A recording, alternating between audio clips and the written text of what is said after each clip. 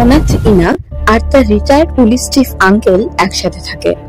এক রাতে স্কুল থেকে ফিরে নিজের আঙ্কেলের লাশ দেখতে পায় ইনা। এরপরে ওর কিছুই মনে নেই।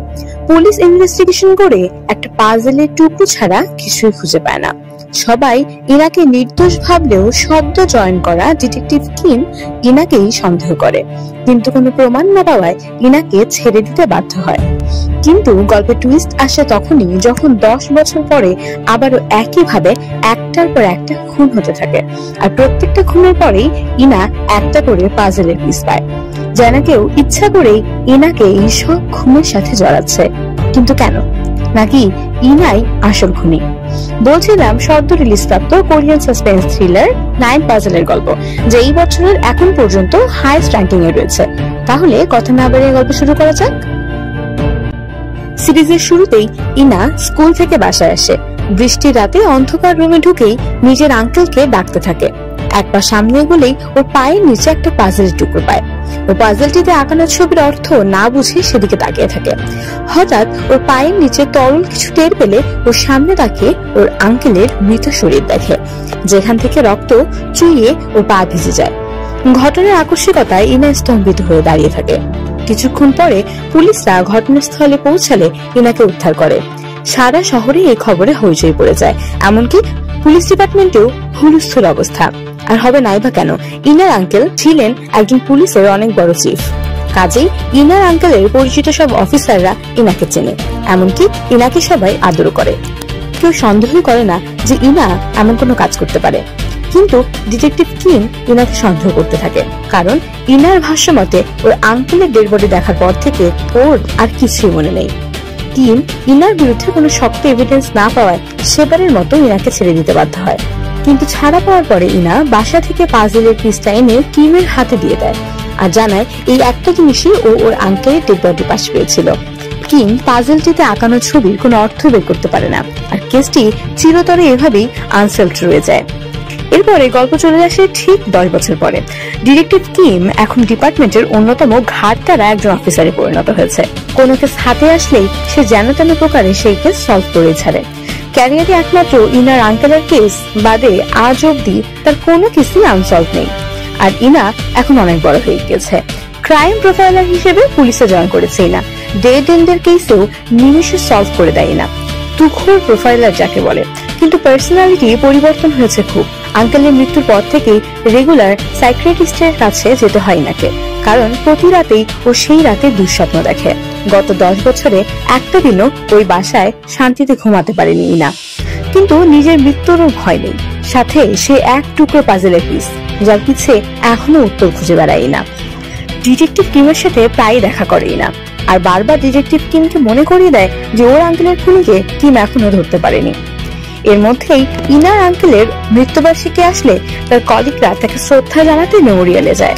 তারা বলতে থাকে হয়তো ফোর্স থেকে রিটায়ার না করলে আজও অফিসার ইউন বেঁচে থাকতো। এই দুজনই ইনাকে অনেক আদর করে, কারণ ইনার আপন বলতে এখন আর কেউই বেঁচে নেই। বাবা মা দুজনেই বড় ডাক্তার ছিল, এমনকি ইনার বাবা মার হাসপাতালও ছিল। একটা অ্যাক্সিডেন্টে ইনার বাবা মা মারা যায়, আর এরপর থেকে ইনা ওর আঙ্কেলের কাছে থাকতো। 10 বছর আগে ইনার আঙ্কেলও খুন হয়। কিন্তু সবার মনে একটা প্রশ্ন, এত টাকা থাকা সত্ত্বেও ইনা পুলিশে কেন জয়েন করেছে? উত্তরটা খুবই সিম্পল। 10 বছর আগের রাতের কোনো ঘটনায় ইনার স্পষ্ট করে মনে নেই। কিম যখন 10 বছর আগে ইনাকে ডাউট দিয়েছিল যে আসলেই ইনা নিজেই নিজের আঙ্কেলকে খুন করেছে কিনা, তারপর থেকেই ইনা নিজেই প্রতি মুহূর্তে নিজেকে সন্দেহ করে, যার কারণে ওর মানসিক অবস্থা এখনো পুরোপুরি ঠিক হয়নি। আর এই প্রশ্নের উত্তর খুঁজতেই আজও পুলিশে জয়েন করেছে, যদি কোনোদিন ও এর উত্তর খুঁজে পায় এই আশায়।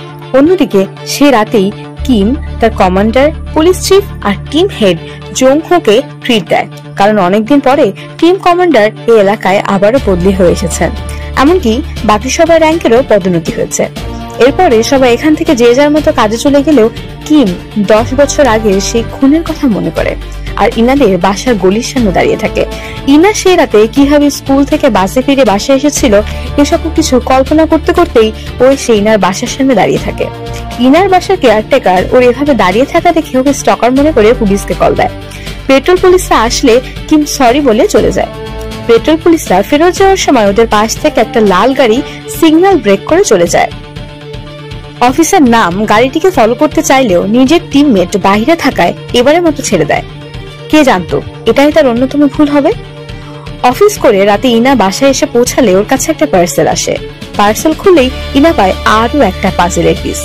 ইনা কি করবে বুঝতে না পেরে রুমে এসে 10 বছরের পুরনো সেই পাজেলের সাথে পাজেলটি মিলিয়ে দেখে হুবহু সেট হয়ে গিয়েছে। ইনা ভয়ে সাথে সাথে কিমকে কল করে, কিন্তু কিম ফোন রিসিভই করে না। তাহলে কি আবারও কেউ খুন হলো? এপিসোড 1 এখানে শেষ। এপিসোড 2 এ আমরা দেখি ইনা কল করেও কিমের সাথে যোগাযোগ করতে না পারলে নিজের গাড়ি নিয়ে ওয়ান সিটিতে কিমদের বাসায় আসে, কিন্তু কিম আজ বাসায় আসেনি। এটা দেখে ও হতাশ হয়ে ফিরে চলে আসে। পার্কিং লটে এসে নিজের গাড়ি খুঁজে পায় না, কারণ ও ভুলে গিয়েছে কোন ফ্লোরে ও গাড়ি পার্ক করেছিল।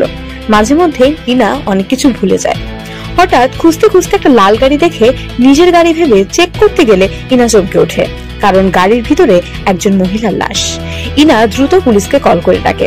পেট্রোল পুলিশরা আসলে অফিসার নাম একটু আগে সিগন্যাল ব্রেক করা গাড়িটিতেই লাশ দেখে চমকে যায়। ও ভাবতে থাকে হয়তো সময় মতো গাড়িটাকে আটকে দিলে মহিলাটি আজ খুন হতো না। কিছুক্ষণ পরেই কিম এসে ঘটনাস্থলে পৌঁছায়। তদন্ত করতে করতেও জানতে পারে এবারও ইনাই প্রথম লাশ দেখেছে। এবারও কিমের ইনার উপরেই সন্দেহ হয়। ইনাকে জেরা করতে আসলে ও দেখে ইনা আগে থেকেই ওর ডেস্কেই বসে ওর জন্য অপেক্ষা করছে। কিম আসলে ইনা পাজেলের পিস দুটো দেখিয়ে বলে, শিওর এটা কোনো সিরিয়াল মার্ডার কেস। কিম বলে, কিসের বেসিসে এই কথা বলছো? আমার তো মনে হয় তুমি নিজেই খুন করে এখন এসব নাটক সাজাচ্ছ। ইনা কথা না বাড়িয়ে নিজের স্টেটমেন্ট কিমের হাতে দিয়ে চলে যায়। কিম বাসায় ফোন করে ওর মাকে জিজ্ঞাসা করলে তিনিও একই কথা বলেন, যে খুনের সময় ইনা কিমের খোঁজ করতে এসেছিল। কিমের তবুও সন্দেহ দূর হয় না। সিসিটিভি ক্যামেরা চেক করেও কোনো প্রমাণ না পেলে ও এবার সোজা যায় ইনার সাইকিয়াট্রিস্ট লি সোজিনের কাছে। তাকে ইনা আর পাজেলের পিস সম্পর্কে জিজ্ঞাসা করলে তিনি স্পষ্ট জানিয়ে দেন যে পেশেন্টের ব্যক্তিগত তথ্য তিনি পেশেন্টের রিটেন কনসেন্ট ছাড়া কাউকে ডিসক্লোজ করবেন না, সে যাই হোক না কেন। অগত্যা কিম ফিরে আসতে বাধ্য হয়। গত রাতে খুন হওয়া মহিলাটি একজন বার এর মালিক ছিল। কিম এবার ওই বারে যায় তদন্ত করতে। জিজ্ঞাসাবাদের এক পর্যায়ে এখানেও কিম একজন ওয়েট্রেসকে ইনার ছবি দেখিয়ে জিজ্ঞাসা করে যে ইনাকে সে চেনে কিনা, কিন্তু মহিলাটি জানায় সে কখনোই ইনাকে দেখেনি। কিন্তু গত রাতে যারা রিজার্ভেশন নিয়েছিল বা খুন হওয়া মহিলাটিকে যারা কল করেছিল তাদের একটা লিস্ট ওয়েট্রেসটি কিমকে দিয়ে দেয়। ইনভেস্টিগেশনে কিম আর টিম লিডার জোংহো জানতে পারে ওদের পুলিশ হেড নিজেও গতরাতে মহিলাটিকে কল করেছিল, কারণ জিজ্ঞাসা করলে তিনি জানান তিনি ওই বারে রেগুলার যেতেন, কাজে গতরাতেও কাজেই কল করেছিলেন। স্বভাবতই ঘাটতারা কিম এই উত্তরে সন্তুষ্ট তো হয় না, বরং উল্টো নিজের সিনিয়রকে প্রপার স্টেটমেন্ট লিখতে দিয়ে বের হয়ে যায়। এখানে কিমের ব্যাপারে একটা কথা বলে রাখি, কিম সবসময় মাথায় টুপি দিয়ে রাখে। ও যখনই টুপি খোলে তখনই কোন একটা কাণ্ড ঘটায়, মাথার বুদ্ধি আসে, কাইন্ড অফ এরকম। এই সিরিজে অনেক সিনেই আমরা আবার এই ঘটনা দেখব। যাই হোক, কিম বের হয়ে যাওয়ার পরে ইনা পুলিশের চিফ অফিসারকে বাহিরে দেখা করার জন্য ফোন দিয়ে ডাকে। স্বভাবতই ইনার আঙ্কেলের বন্ধু হওয়ায় তিনি ইনাকে নিজের ভাইজির মতোই আদর করেন। ইনার সাথে দেখা করলে ইনা কথা না বাড়িয়ে সরাসরি জিজ্ঞাসা করে যেই মহিলাটি খুন হয়েছে তার সাথে ইনার আঙ্কেলের কি সম্পর্ক, কিভাবে তারা দুইজনই লিঙ্কড। কারণ সিরিয়াল কিলিং এ এমন প্যাটার্ন থাকে যাতে অবশ্যই মিল পাওয়া যাবে, কিন্তু এত খুঁজেও ইনা এদের দুজনের মধ্যে কোনো লিঙ্ক পাচ্ছে না। সিনিয়র অফিসারটি তেমন ইনফরমেশন দিতে না পারলে ইনা সময় নষ্ট না করে চলে যায়। একদিকে ইনা নিজের মতো করে ইনভেস্টিগেশন করতে থাকে আর অন্যদিকে কিম খুঁজে বের করতে থাকে কারা কারা ওই মহিলার সাথে শেষবারের মতো দেখা করেছিল। একটা অফিসিয়াল পার্টি থাকায় অনেক উচ্চ পদস্থ অফিসারই এই লিস্টের মধ্যে চলে আসলে কিম স্বভাবতই কাউকে বিশ্বাস করতে চায় না। ওর সামনে এখন সবাই সাসপেক্ট, সিনিয়র জুনিয়র সবাই। ওর টিম লিডার জোংহো এসে জানায় খুন হওয়া মহিলাটির থেকে কিছু চুরি না হলেও তার পার্সের থেকে একটা কার্ড গায়েব হয়েছে, আর সেটা হলো ওয়ান সিটি রেসিডেন্স কার্ড। এই কার্ড ছাড়া কেউ ওয়ান সিটিতে ঢুকতে পারে না। ওয়ান সিটি হলো বর্তমান গল্পের একটা হাইলি মেইনটেইন রেসিডেন্সিয়াল এরিয়া। অন্যদিকে ইনা পুলিশ প্রোফাইলার একাডেমিতে সিরিয়াল কিলিং এর উপর একটা লেকচার দিতে চায়। লেকচার শেষ করার পর বাড়ি ফিরতে সে রাতেও ঠিক 10 বছর আগের মতোই বৃষ্টি হতে দেখে। ঘরে ঢুকে ঠিক যেখানে ইনা আঙ্কেলের লাশ দেখেছিল সেখানে দাঁড়িয়ে হঠাৎ ওর 10 বছর আগে একটা স্মৃতি মনে পড়ে। এই প্রথমবার ও মনে করতে পারে সেই রাতে ওর পিছনে কেউ ছিল। কে ছিল? নাকি সবটাই ইনার মনের ভুল? ইনাই খুনি। এপিসোড 2 এই পর্যন্তই। এপিসোড 3-এ আমরা দেখি ইনা তার লাল ট্রলি নিয়ে সোজা কিমের অফিসে এসে পৌঁছায়। কিম অবাক হয়ে তাকিয়ে থাকলেও জানায় আজকে থেকে ও মিস মিয়ং অর্থাৎ 2 দিন আগে যে মার্ডার হয়েছে তার কেসে ওদেরকে সাহায্য করবে। কিম ইনাকে ছাদে এনে রাগারাগি করতে থাকলে ইনা ওর পুরোনো মেমোরির কথা বলে। ইনা বলে, আমি এতদিন নিজেকে দোষী ভেবে অপরাধ বোধ করতাম, কিন্তু এখন আমার এত রিলিফ লাগছে বলার বাইরে, কারণ আমি জানি আমি খুনি নই। কিম ইনার একটা কথা বিশ্বাস তো করেই না, বরং উল্টো রেগে পুলিশ চিফের কাছে ইনার ট্রান্সফারের কারণ জানতে গেলে উনি স্পষ্ট জানিয়ে দেন কিমদের টিমের ব্যর্থতার কারণেই ইনাকে আনা হয়েছে। এত সহজে যদি কেস হতো তাহলে সলভ করতে পারছে না কেন? ইনা একজন প্রোফাইলার হিসেবে এসেছে, ওকে ওর কাজ ওর মতো যেন করতে দেওয়া হয়। কিম আর কিছু বলতে পারে না। টিমের সবাই মিলে কেসের ব্যাপারে আলোচনা করতে থাকে। তখন একজন জানায় যেখানে মিস লি এর গাড়ি পার্ক করা হয়েছিল সেখানে কয়েকদিন ধরেই পিন পড়ে থাকতে দেখা গিয়েছিল। গাড়ির টায়ার পাংচার হওয়ার আশঙ্কায় কেউ এর জন্য ওখানে গাড়ি পার্কও করতো না। এমনকি পুরো বিল্ডিং এ এই একটা এরিয়াতে সিসিটিভি ক্যামেরা কাজ করে না। তার মানে খুনি এই সবকিছুর ব্যাপারে জানে। কিম মিটিং এর পরে বাকি সিসিটিভি ক্যামেরাগুলো চেক করতে বেরিয়ে পড়ে। একটা ভিডিওতে অনেক চেষ্টা করে আলো বাড়িয়ে কমিয়ে অ্যাডজাস্ট করলে দেখা যায় মহিলাটি গাড়ি পার্ক করার আগে থেকেই তার গলায় কেউ দড়ি পেঁচিয়ে রেখেছিল। এর ব্যাখ্যা আমরা একটু পরে পাবো। এদিকে ইনা যায় নিজের অন্যতম বন্ধু সাইকিয়াট্রিস্ট ডক্টর লি সেজনের কাছে। ও নিজের মেমোরির কথা ডক্টরকে জানিয়ে জিজ্ঞাসা করে তিনি ইনাকে বিশ্বাস করেন কিনা। ডক্টর লি ইনাকে জানায় তিনি ইনাকে বিশ্বাস করেন। ইনা ডক্টর লিকে আরো জানায় ও ইচ্ছা করে কিমের ডিপার্টমেন্টে গিয়েছে, কারণ ও কিমকে প্রোফাইল করে ওর সম্পর্কে সব জানতে চায়। ডক্টর লি জিজ্ঞাসা করে কিম কি বুঝবে না তুমি এমন করছো? ইনা জানায় অবশ্যই, ও একজন ডিটেকটিভ, আর ওর ব্যাপারে সব থেকে ভালো কি জিনিস জানো? ও একবার একটা কেসে ইনভলভ হয়ে গেলে জান প্রাণ দিয়ে সলভ করার চেষ্টা করে। মাথার ঢাকনা খুললে ও একদম চেঞ্জ হয়ে যায়। ডক্টর লি অবাক হয়ে জিজ্ঞাসা করে ঢাকনা মানে টুপি? ইনা হ্যাঁ বলে। হাসাহাসি শেষে ডক্টর লি এর সাথে সেশন শেষ করে ইনা অফিসে এসে কাউকেই খুঁজে পায় না। একজন জুনিয়র অফিসার আসলে তার থেকে কিম এর লোকেশন জেনে ও কিমের সাথে দেখা করতে চলে আসে। কিম কিছু বলার আগেই ও নিজে থেকে বলে, আমি অনেক ভাবলাম যে খুনি কিভাবে মিস মিয়ংকে এখানে গাড়ি পার্ক করতে বাধ্য করলো, এ পর্যন্ত বা কিভাবে আনলো, আর নিজে কিভাবে ভিতরে গেল। কিন্তু পরে আমার মাথায় আসলো সে আগে থেকে গাড়ির ভিতরে বসেই মিস মিয়ং এর অপেক্ষা করছিল। মিস মিয়ং গাড়িতে আসার কিছুক্ষণ পরে তার গলায় সে রশি পেঁচায় আর কানে কানে বলে ইনস্ট্রাকশন দিতে থাকে, ঠিক যেমন ছবিতে আঁকানো ছিল যে একটা মেয়ে আরেকটা মেয়ের কানে ফিসফিস করছে আর ওর শরীরে রশি পেঁচাচ্ছে। মিস মিয়ংকে জোর করে এখানে এনে পার্ক করায়, আর গাড়ি পার্ক করানোর পরে খুনি ওকে এখানে খুন করে। কিন্তু কেন? ইনার প্রশ্নের উত্তর না দিয়ে বরং ওর হাতে মিষ্টির প্যাকেট দেখে কিম জিজ্ঞাসা করে এটা কি? ইনা বলে লাস্টবার তোমার মাকে ভালোভাবে গ্রিটিংস দেওয়া হয়নি, আজকে একেবারে ঘুরেই যাব। ইনা জোর করে কিমদের বাসায় আসে। কিমের মায়ের সাথে ইনা অনেক গল্প করতে থাকে।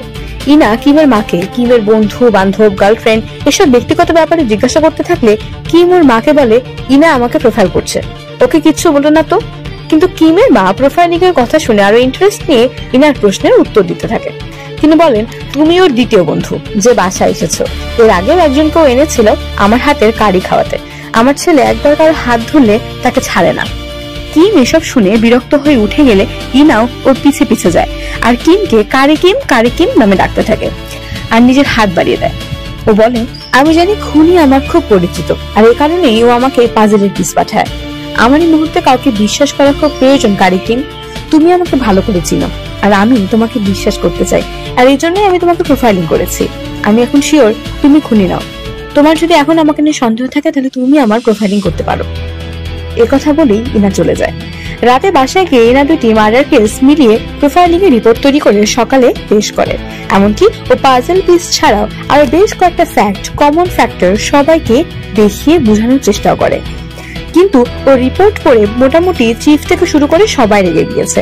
এমনকি কেউ বিশ্বাস করতে চায় না এটা সিরিয়াল কিলিং হতে পারে। কিম কিনা জিজ্ঞাসা করে যে কিম ওকে বিশ্বাস করে কিনা। কিম এর কোনো সঠিক উত্তর দিতে পারে না। এদিকে সিন পরিবর্তন হলে আমরা দেখি পেট্রোল অফিসার নাম সাইকিয়াট্রিস্ট দেখা রেখেছে, কারণ সে রাতের পর থেকে ওর বারবার মিস মিয়ং এর লাশের কথা মনে পড়ে আর ওর নিজেকে অপরাধী মনে হতে থাকে। ফর্ম ফিল আপ করে ও ডক্টর হোয়াং আর ডক্টর লি এর দিকে তাকিয়ে থাকে।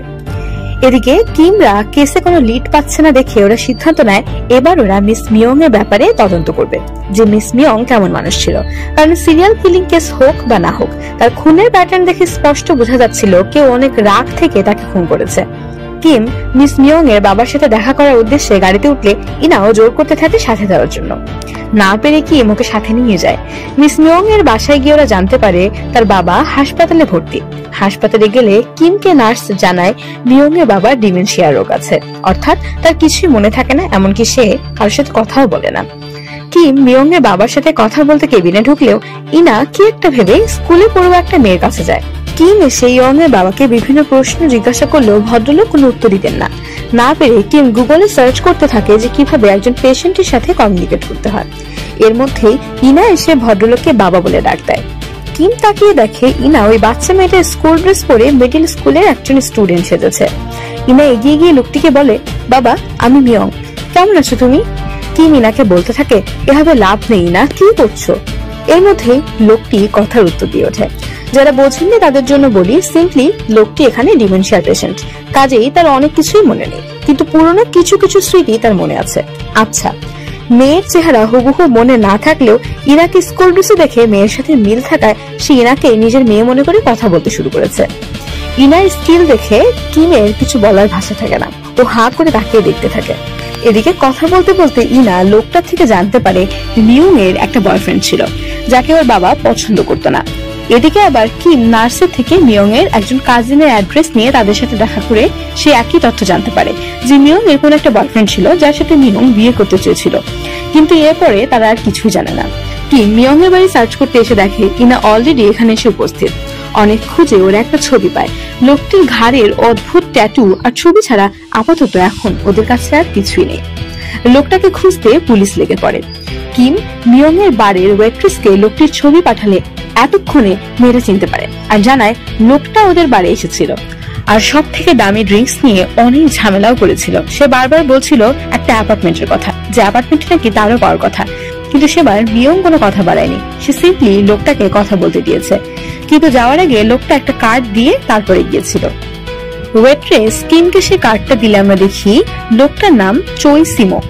চারিদিকে এবার চই সিমকের খোঁজ পড়ে যায়, কিন্তু অফিস বা বাসা কোথাওই চইকে আর খুঁজে পাওয়া যায় না। অফিসে এসে ইনা বোর্ডে চই সিমকের ছবি দেখে অদ্ভুত ভাবে তাকিয়ে থাকে। সেই দৃশ্যে আমরা দেখি পানির গভীরে একটা লাল ট্রলি। এপিসোড 4-এ আমরা দেখি চই সিমক একটা হোটেলের 510 নম্বর রুমে যায়। এর পরের দৃশ্যেই একটা পলিথিন পেঁচানো মাথা দেখে বোঝা যায় কাউকে খুন করা হয়েছে, আর তারপর বাথরুমে লাশটিকে টুকরো করে কেটে লাল ট্রলিতে করে একজন পানিতে ট্রলিটি ফেলে দেয়। পরদিন সকালে পুলিশ খোঁজ করতে করতে সিমকের গাড়ি একটা হোটেলের সামনে পায়, কিন্তু সিমকের কোনো চিহ্নই পাওয়া যায় না। কিম একা একাই হোটেলের পিছন দিক থেকে এসে একটা পাঁচিল দেখে। কি মনে করে ও পাঁচিল টপকে ওপারে যায়। পেয়ে ওঠার কারণে কিমের হাতে চামড়া উঠে যায়। ফেরত এসে ওরা গাড়িটা চেক করলে কোনো ড্যাশ ক্যামের মেমোরি বা অন্য কোনো তথ্য পায় না। এর মধ্যে আরেকজন ডিটেকটিভ কল করে জানায় সিমকের ফোন গত রাতে প্রায় 3 ঘন্টারও বেশি সময় ধরে একটা নদীর আশেপাশে সিগন্যাল দেখাচ্ছে। কিম কথা না বাড়িয়ে টিম লিডারের সাথে সিমকের ফোনের শেষ লোকেশন ট্র্যাক করে গত রাতে সে হোটেলে এসে পৌঁছায়। এমনকি খুঁজতে খুঁজতে ও গত রাতের খুনের প্রমাণও পেয়ে যায়। হোটেল বয় জানায় একজন লাল ট্রাউজার পরে লাল ট্রলি নিয়ে হোটেল থেকে বেরিয়েছিল গতদিন। ডুবুরিরা নদীতে সে লাল ট্রলি খুঁজতে থাকে। এদিকে ইনা হোটেলে গিয়ে কল্পনা করতে থাকে সিমক ঠিক কিভাবে খুন হয়েছে, কারণ আশেপাশে স্ট্রাগলিং এর কোনো চিহ্ন নেই। এর মধ্যেই ডুবুরিরা লাল ট্রলি বের করে ফেললে সেখানে মাথা ছাড়া একটা কাটা লাশ পাওয়া যায়। পুলিশরা ভাবে সিমক মিয়ংকে খুন করার পরে আরো একটা খুন করেছে, কিন্তু ইনা এসে কিমকে জানায় সিমক মিয়ংকে খুন করেনি, কারণ খুনি অনেক ঠান্ডা মাথার মানুষ আর ক্যালকুলেটিভ, কিন্তু সিমক রকচটা মানুষ, কাজেই এত ক্লিন মার্ডার ওর পক্ষে করা সম্ভব নয়। কিম বরাবরের মতো এবারও ইনাকে বিশ্বাস না করলে ইনা সব থেকে বড় আশ্চর্যের কথা জানায় যে ট্রলিতে যে বডিটা পাওয়া গিয়েছে সেটা সিমকেরই বডি, কারণ কেউ নিজের গাড়ি গ্লাভস পরে কখনো চালাবে না ফিঙ্গারপ্রিন্টের ভয়ে। সিসিটিভিতে যে লোককে এই ট্রলি আনতে দেখা গিয়েছে সে কিন্তু গ্লাভস পরেছিল। ইনার অ্যানালাইসিস কেউ বিশ্বাস করে না ঠিকই, কিন্তু ডিএনএ রিপোর্ট আসলে ঠিকই ইনার কথাই সত্য প্রমাণিত হয়। সিমক নিজেই খুন হয়েছে। কিমরা আবার নতুন করে শুরু থেকে তদন্ত শুরু করে। সিমোকের স্ত্রীকে ডেকে জিজ্ঞাসাবাদ করা হলে তেমন কোনো তথ্যই পাওয়া যায় না, কিন্তু মহিলাটি তার স্বামীর রাতে বাসায় আসার কথা গোপন করে, যা পরবর্তীতে কিম জানতে পারলে সন্দেহ করা শুরু করে। কিম তদন্তের এক পর্যায়ে মহিলাটির এক্সট্রা ম্যারিটাল অ্যাফেয়ারের কথা জানতে পারে। সন্দেহের তীর এবার একেবারে সিমোকের স্ত্রীর দিকে ঘুরে যায়। অন্যদিকে ইনাও চুপ বসে নেই, ও নিজে থেকে মহিলাটির বাসায় প্রোফাইলিং করতে যায়। কথায় কথায়ও জানতে পারে ছোটবেলায় মহিলাটির দাদি বোন একটা আগুনের দুর্ঘটনায় মারা যায়, কিন্তু মহিলাটির সে আগুনে কিছুই হয়নি। এই সব কথাই মহিলাটি এত শান্ত গলায় বলতে থাকে যে ইনার সন্দেহ আরো জোরালো হতে থাকে। অন্যদিকে কিম মহিলাটির বয়ফ্রেন্ডকে জিজ্ঞাসাবাদ করতে গেলে দেখে তার হাতের তালুতেও ব্যান্ডেজ করা, ঠিক যেখানে কিমের হাতে আঘাত লেগেছিল পাঁচিল টপকানোর সময়। এতক্ষণে দুয়ে দুয়ে চার মিলে যায়। অনেক জোরাজুরির পরে অবশেষে ফাইনালি ওরা সবকিছু স্বীকার করে। সবাই কেস সলভ হয়ে গিয়েছে ভাবলেও ইনা শান্ত হতে পারে না, কারণ এই খুনের পরে ও এখনো কোনো পাজেলের পিস পায়নি। এমনকি বাসার কেয়ারটেকারকে নিজের আঙ্কেলের কথা জিজ্ঞাসা করলে তিনি জানান ইনা অনাথ হওয়ার পরে ওর আঙ্কেল একেবারে ভেঙে পড়েছিল এবং সাথে সাথে সে চাকরি ছেড়ে দেয় ইনাকে দেখে রাখার জন্য। ইনা কাকে বিশ্বাস করবে, কাকে সন্দেহ করবে কিছুই বুঝতে পারে না। ওর আঙ্কেল যদি আসলে ভালো মানুষ হয় তাহলে কেন খুন হলো, এর উত্তরই পায় না ইনা। না পেরে ইনা আবার সাইকিয়াট্রিস্টের সাথে দেখা করে। ও বলতে থাকে আজকাল ও একেবারেই ঘুমাতে পারছে না। ডক্টর লি ওকে ওষুধ দিতে চাইলে ইনা নেয় না। মিটিং শেষে বাসায় আসলে আরো একটা পাজেলের পিস পায় ইনা, যেখানে আঁকানো মানুষটির শরীরে ঠিক যে যে স্থানে লাল দাগ দিয়ে কাটা, সিমোকেও ঠিক সেখানেই তার স্ত্রী কেটেছিল। পাজেলটি দেখে ইনা চমকে দাঁড়িয়ে থাকলে আমরা দেখি পিছন থেকে কেউ ইনার উপর নজর রাখছে। এপিসোড 5 এর শুরুতে আমরা দেখি ইনা গত রাতের পাজেলের কাহিনী কোনোভাবেই বুঝতে পারে না। হেল্পের আশায় ওর সিনিয়র প্রোফাইলারের কাছে গিয়ে পাজেলের কথা বললে ওরা দুজনে মিলে এটা নিয়ে গবেষণা করতে থাকে। অন্যদিকে এরই মধ্যে কিমের থানার আওতায় একটা খুনের কেস আসে। 4 জন কলিগ রাতে একসাথে ড্রিঙ্কস করে, 2 জন সেখানেই থেকে যায় আর বাকি 2 জন বাসায় চলে যায়। সকালে সেখানে ঘুমিয়ে পড়া 2 জনের একজনের ঘুম ভাঙলে সে কলিগের লাশ থেকে ভয়ে পুলিশকে খবর দেয়। সিসিটিভি ক্যামেরাতে ওই রুমে কারো যাওয়ার বা আসার কোনো চিহ্ন নেই। তাহলে খুন করলো কে? লাশ দেখে স্পষ্ট বোঝা যাচ্ছিল কোনো প্রকার বিষক্রিয়ায় মৃত্যু হয়েছে ভদ্রলোকের, অর্থাৎ খুনি বাকি 3 জনেরই কেউ একজন। কিন্তু যতই তদন্ত করা হোক না কেন কিম বা ইনা কেউই কেসের কোনো সুরাহা করতে পারে না। সেদিন আবার নিয়ম মতো ডক্টর লি এর সাথে দেখা করতে গেলে ইনা কথায় কথায় ডক্টর লি কে এই আজব কেসটার ব্যাপারে জানায়। তখন ডক্টর লি ইনাকে বলেন, আমরা সবসময় খুনিকে দোষী ভেবে খোঁজার চেষ্টা করি, কিন্তু কখনো এটা ভেবে দেখি না ভিকটিম এমন কি করেছে যে কেউ ওকে মারতে চাইবে। কেউ কাউকে তো আর অকারণে খুন করে না, তাই না? ডক্টর লি এর এমন কথায় ইনা একটু অবাক হয়ে যায়। কিমের বাসায় এসে ও কিমকে এই কেসের বেঁচে থাকা বাকি 3 জনের চরিত্র অভিনয় করতে বলে। ইনা প্রশ্ন করবে আর কিম ওদের মতো সেজে উত্তর দিবে, যদি কোনো হিন্টস পাওয়া যায় আর কি। আর ফাইনালি ইনা আর কিম এই খেলা খেলতে খেলতে সত্য বের করে ফেলে। যিনি মারা গিয়েছেন তিনি 1 বছর আগে নিজের ছেলেকে নিজের ফ্যাক্টরিতে কাজ শেখাতে নিয়ে আসেন। একদিন তিনি কাজে না আসলে এই সুযোগ কাজে লাগিয়ে তার কলিগেরা ছেলেটাকে একটা বিপজ্জনক কাজ করতে বলে নিজেরা আনন্দ করতে থাকে। অ্যাক্সিডেন্টে ছেলেটা ওদিন মারা যায়। ভদ্রলোক ছেলের মৃত্যুর প্রতিশোধ নেওয়ার জন্য সেদিন ড্রিঙ্কসে বিষ মিশিয়েছিলেন, যাতে তার কলিগরা সেটা খেয়ে মারা যায়। কিন্তু সেই অবধি ঘটনাচক্রে কেউই ড্রিঙ্কস করে না। ভদ্রলোক প্রতিশোধ নিতে তো পারেনি না, বরং তিনি খুনও করতে দ্বিধা করতে থাকেন। কাজেই কষ্টে না পেরে তিনি নিজেই বিষ মিশ্রিত ড্রিঙ্কস খেয়ে আত্মহত্যা করেন। আর সন্দেহ যায় বাকি 3 জন কলিগের উপর। কিন্তু এবার কেস সলভ করে ইনা শান্তি পায় না। এক গ্রাস হতাশা নিয়ে সে আবার হাজির ডক্টর লি এর চেম্বারে। ও মানতেই পারছে না একজন প্রতিশোধ নিতে পারেনি দেখে নিজেকেই মেরে ফেলবে। কেন? ডক্টর লি বলেন, সবাই শক্ত হয় নাই না, কিছু মানুষ তোমার মতো নরম মনের হয়, এজন্য প্রতিশোধ নিতে পারে না। কথাটা শুনে ইনা একটু অবাক হয়। ও জিজ্ঞাসা করে, আমি নরম? ডক্টর লি হ্যাঁ সূচক উত্তর দেয়। মিটিং শেষ করে সেদিন আবার কিমের বাসায় এসে ইনা বলে, জানো আজকে ডক্টর লি বলেছে আমার মন নাকি নরম। তুমি কি বিশ্বাস করো আমাকে, নাকি এখনো তোমার প্রোফাইলিং করা শেষ হয়নি? এতগুলো দিন একসাথে কাজ করে অবশেষে কিমের ইনার প্রতি আর সন্দেহ নেই। এটা দেখে ইনা এবার ওকে শেষ পাজলটা দেখায়, যেটাও গত রাতে খুনের পর পেয়েছিল। কিম অবাক হয়ে পাজলের অর্থ জিজ্ঞাসা করলে ইনা ডক্টর লি এর উত্তরটাই দেয়। যে হয়তো যাদেরকে আমরা পাজল মার্ডারের ভিকটিম ভাবছি তারাই অপরাধী। আমরা তো আসল গল্পই এখনো জানি না কিম। কি জানি আমার আঙ্কেল কত বড় অপরাধী না করেছিল যে তাকে এভাবে খুন হতে হয়েছে। এপিসোড 6। গত রাতে আলোচনার এক পর্যায়ে ইনা কিমের থেকে ওর বাসায় থাকার পারমিশন চেয়ে নেয়। নেশার ঘরে কিম কিছু না বুঝেই ইনাকে পারমিশনও দিয়ে দেয়। সেই রাতে একসাথে ওরা পুরনো সব কেস ঘাটতে থাকে যদি কোনো ক্লু পাওয়া যায়। ইনা সে রাতে লক্ষ্য করে মারা যাওয়ার আগে চুই সিমোক 3 বার দো ইউনসো নামে একজনকে কল করেছিল। দো ইউনসো একজন বড় কনস্ট্রাকশন কোম্পানির হেড এবং তার মেইন অফিসও ওয়ান সিটির এলাকাতেই। ইনা পরদিনই ইউনসোর সাথে দেখা করতে গেলে দেখে লোকটি নিতান্তই অভদ্র আর রকচটা। ইনা লোকটিকে সিমোকের কথা জিজ্ঞাসা করতে তিনি সিমোককে চিনেন না বলে জানিয়ে দেন। ইনা লোকটিকে সিরিয়াল কিলিং এর কথা জানানোর পরেও লোকটি সবকিছু না জানার অভিনয় করে। এক পর্যায়ে ইনা লোকটিকে জিজ্ঞাসা করে যে আপনি কি এমন কিছু করেছেন যে কেউ আপনাকে মারতে চাইবে। ইনার এই প্রশ্ন শুনে লোকটি রেগে ইনাকে অফিস থেকেই বের করে দেয়। ইনা বের হয়ে রিসেপশনিস্টকে সিমোকের একটা ছবি দেখালে মহিলাটির চেহারা দেখে ইনার আর বুঝতে বাকি থাকে না ইউনসো এতক্ষণ মিথ্যা কথা বলেছে। সিমোকে সে ভালো করেই চেনে, কিন্তু এই মিথ্যার কারণ কি? সেদিনও ইনা সোজা যায় ডক্টর লি এর কাছে আর জানায় এই 10 বছরে প্রথমবার ওর অনেক ভালো ঘুম হয়েছে গত রাতে। ডক্টর লি অবাক হয়ে জিজ্ঞাসা করে জায়গাটা কোথায় জানতে পারি কি? ইনা না উত্তর দেয়। এরপর ইনা জিজ্ঞাসা করে ডক্টর লি আর ডক্টর হোয়াং একই বাসায় থাকে, ওদের কি অকওয়ার্ড লাগে না? ডক্টর লি জানায় আমাদের মধ্যে এমন কোনো সম্পর্ক নেই যে অকওয়ার্ড লাগবে। ইনা এই উত্তরে শান্ত হয় না। ডক্টর হোয়াং এর কাছে গিয়েও সেই একই প্রশ্ন করলে ডক্টর হোয়াং উত্তর না দিয়ে নিজের আঁকানো পেইন্টিং এক দৃষ্টিতে দেখতে থাকে। এদিকে ইনা মনে মনে এদেরকে কাপল ভেবে একা একাই হাসতে থাকে।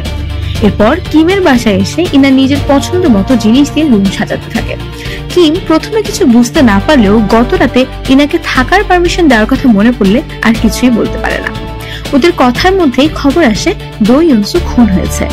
ওরা দ্রুত ঘটনাস্থলে পৌঁছলে দেখে সিসিটিভি ক্যামেরার ফুটেজ কেউ আগেই মুছে দিয়েছে, এমনকি লোকটার মাথার পিছে একটা ইনজেকশন মার্ক, কিন্তু মৃত্যুর এক্সাক্ট কারণ এখনো জানা যায়নি। অগত্যা ইনারা ফরেন্সিকে বডি পাঠিয়ে রেজাল্টের জন্য অপেক্ষা করতে থাকে। এরই মধ্যে একটা পার্সেল এসে ফরেন্সিক ডিপার্টমেন্টে পৌঁছায়। প্যাকেজ খুলতেই ইনা দেখে আরো একটা পাজল।